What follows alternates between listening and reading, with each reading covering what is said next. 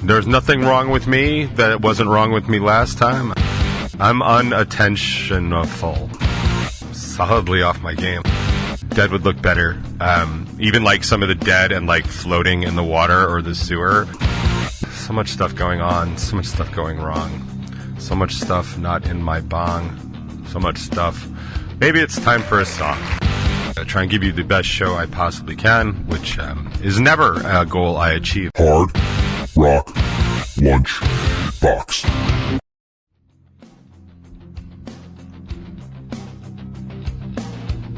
Greetings everybody. To say I made it would be a gross over-exaggeration. It is. Welcome to the Hard Rock Lunchbox and of course the Top 20.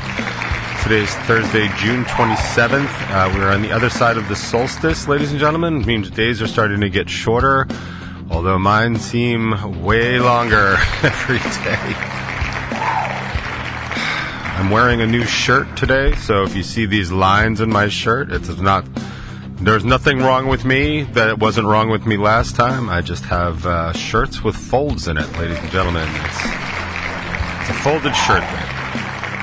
Trying to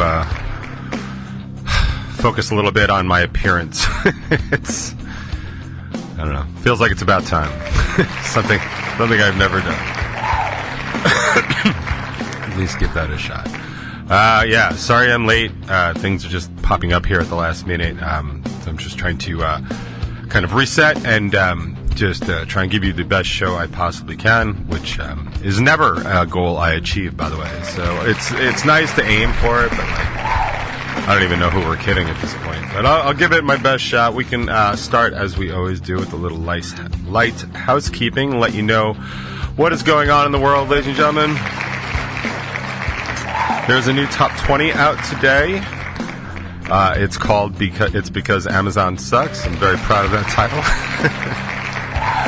Honestly, I thought that would have gotten a little bit more attention, but apparently not. I'm unattentionful, and that's cool. That's just sweep me under the rug, and everything will be just fine.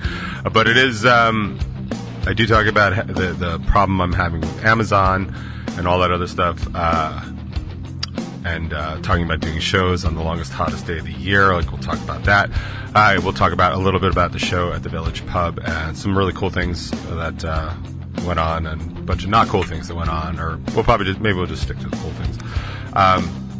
But yeah, I actually got an email this week from. They're kind of like an e-commerce middleman that I have to work with from time to time, and they sent out this like kind of email blast, basically saying like, you guys better step up because Walmart and Target are starting to outpace.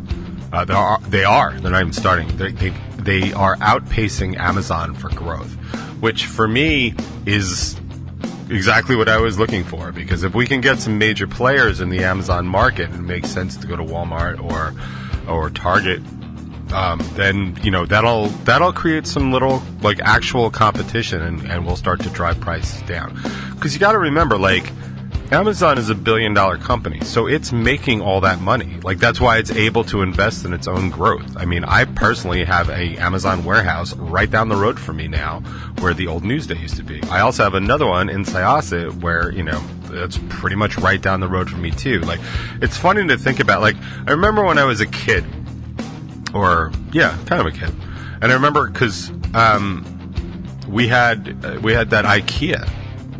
Like, we had an IKEA. Like, there was always the IKEA, like, off the Jersey Turnpike and stuff, and that was crazy. But, like, we had an IKEA, and that's, like, something, like, some states don't have. Do you know what I mean? Like, it's just, whoa. Like, but so now I've got not one, but 2 Amazon warehouses, which is great, because it's, like, if I need something in 2 minutes, like, maybe I can get it. I mean, it's generally not that, and I try to not be that guy anyway. But it's happened. I tried to get that humidifier from the one I was talking about last week, and they said they could do it, and they couldn't. So 2 warehouses, 0 success rate. That's 0 for 2.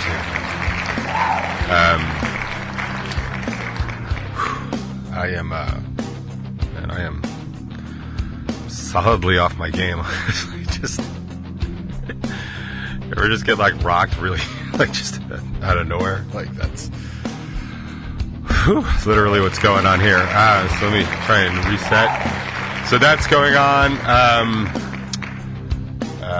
On Bacon Is My Podcast, they're still working on Jimmy's home studio. From what I heard of it, from what I was listening, I don't know, I guess it was last week's episode that Jimmy had just kind of finished setting everything up, and now he's got to go through the arduous process of learning how to use it, which I gotta tell you, it's pretty hard, especially for stuff you don't use all that often. Like, you can't see it, but like I have so much outboard gear here, and not to mention my entire setup is on a Soundcraft mixing board. So I have a lot of gear here, and what's funny about it is it's a lot of gear that I have to set up like one time, and then I just don't do anything with it because it works. Like I have what's called a Motu, which is Mark of the Unicorn, USB MIDI driver. I don't even think I use it anymore because I don't use outboard MIDI gear, but at least I'm not currently doing it. Most of my stuff's internal in Logic. So I wouldn't even know how to set it up. So a lot of that stuff is like, you gotta, what is it for? What do I use it for? And then, of course, just the things you do every day. And those are always funny because I still get stuck between Pro Tools, which is what I started using years ago, and Pro Tools is what Sparticle is on, and She Sells Smiles, and what I started recording the Razorblade Diaries on. And then I switched over to Logic for the Reality Crush and Do No Harm and everything since then. So it's like there's like a dialect issue. Like you can probably do pretty much all of the same things in both of them, but it's like, is it Control X here or is it Control L over there? So I spend a lot of time where I have my two screens. Like I'll have Logic up over here, and it will not be all that unoften that I'll also have a Google page up or a YouTube page up, and I'll just like Logic Pro X, like how to auto crossfade, like that kind of stuff. So he is at that stage, which is great because now it's the experimental stage, because what you're doing is you track, and then it's like you got to spend some time figuring out how to use stuff, and that's more exciting than just like getting his stuff up and running. So I'm happy for him. I could not imagine my life without my home studio. I've been tracking my own nonsense for as long as I can remember, and it's such an important writing tool, and it's just even in terms of like gratification and ability to move forward with something. Like when I track something, like I've been saying, like I have songs right now, right, that are done, but I have to track vocals on them. But like I have the music, it's done, so I was able to track the music and then listen to it as I drive to and from rehearsal, and that's how I write lyrics most of the time. So it's like, that's what I mean, like being able to do that, like as opposed to having to do it all in your head, or even like my friend Andy and probably Jimmy too, where you kind of play and sing at the same time, which I can do.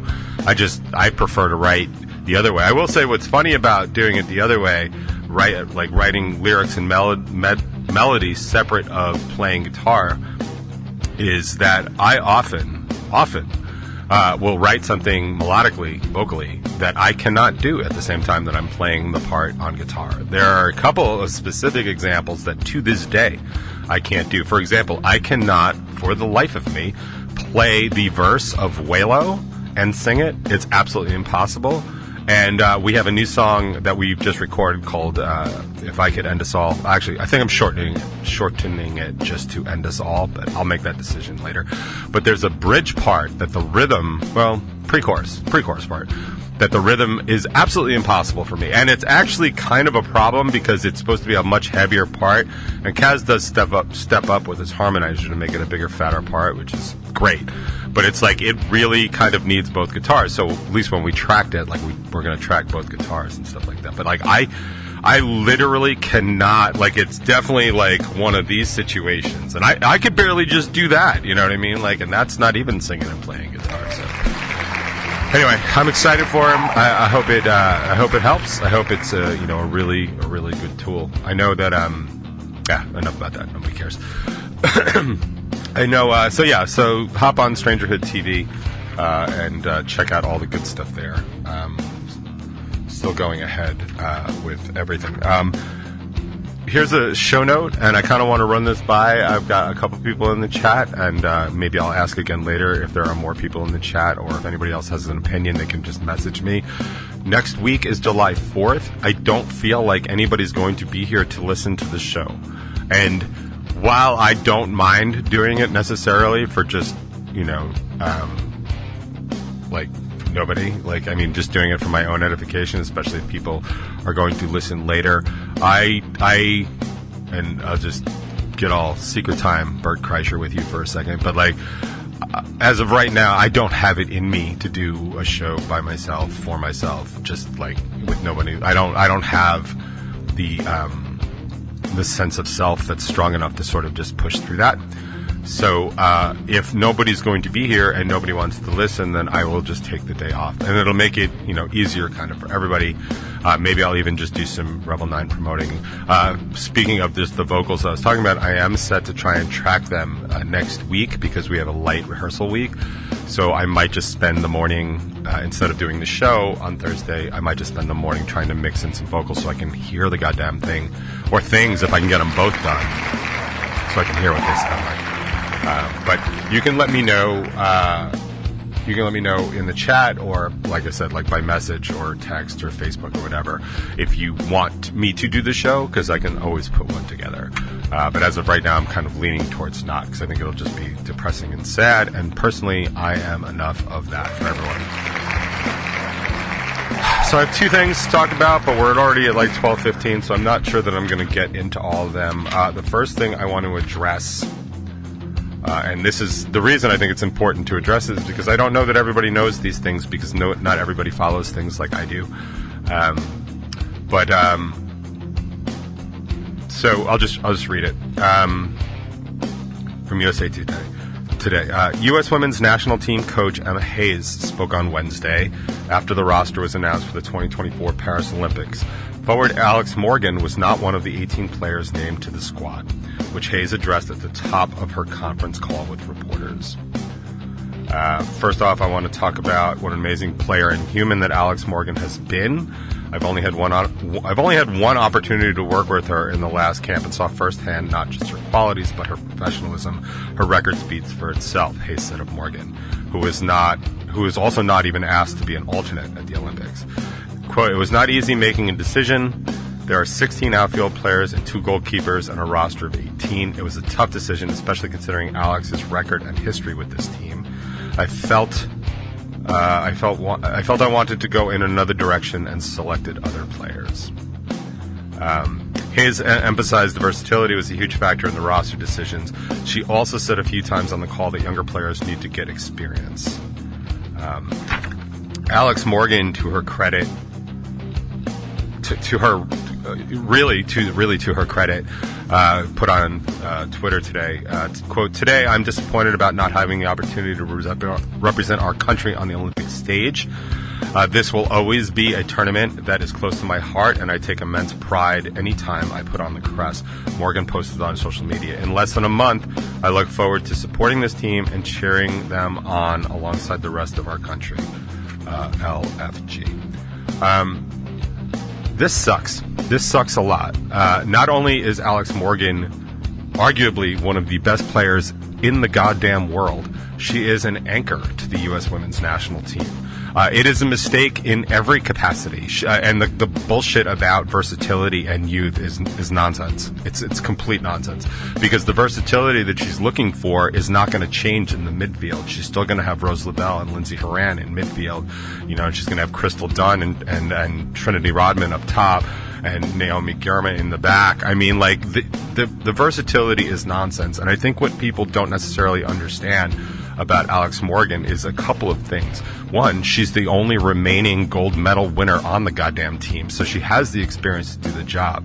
They cite that her goal scoring has been waning lately, and honestly, I got to tell you, a bad Alex Morgan day is still better than most other days for other people. So her waning just means that she, is not as good as she was when she was 25, but she's 35 and she's still effing amazing at the job. She's been to 3 Olympics. That's a level of experience we really need to see. Like, and it even says here, Alex Morgan has made 224 appearances for the U.S. women's national team, scoring 123 goals and recording 53 assists. 53 assists. She earned her first cap March 31st, 2010 in an international friendly against Mexico, a 1-0 U.S. victory. She has been a part of 4 World Cup rosters. And literally, like, not to mention the simple fact that Alex Morgan is on the field and up top means she will draw the defense every single time. And now they're just going to go back to man-to-man coverage, because as good as Mallory Swanson and Sophia Smith are, they're not as good as she is. They aren't. They don't have the experience. They don't seem to have the field IQ. They might have the speed, and that's honestly the only thing I thought that was worthy of consideration, because they're trying to basically play 16 games, I think, in like 17 days. So that's a lot on you. But Alex Morgan doesn't have to play the full game. She just has to be dangerous at the time. And it doesn't really matter what I think, because nobody asked me, and nobody ever asks me that kind of stuff. But I think it's such a terrible mistake. And as a fan of U.S. women's soccer, and as somebody that was absolutely planning on watching it at the Olympics, I think it's sad to see this sort of end of an era, and I think it's sad to sort of see this level of misjudgment on the part of a head coach who admittedly has only worked with Alex once at camp. Like, it's too bad. I really enjoy watching this team, and of course I will, because I support and I want to see them play and I want to see them win. But I also saw what was happening with all the stuff going into the World Cup last time in New Zealand, and the exact same disaster that went down. And I cannot, for the life of me, imagine that this is going to work out any better. And they're going to talk about growing years and all that other stuff and growing rosters, and it's a load of shit. And I think they're making a big mistake, and that's unfortunate. One other thing I wanted to talk about. Actually, you know what? I don't even want to talk about it. Like, I can say briefly, just because I feel like that was just a dick thing to just sort of do. So I got back some of the footage, or the first run of the live video for Another Mistake, and I'm going to have to send back to Jake a whole bunch of edits and a whole bunch of requests, because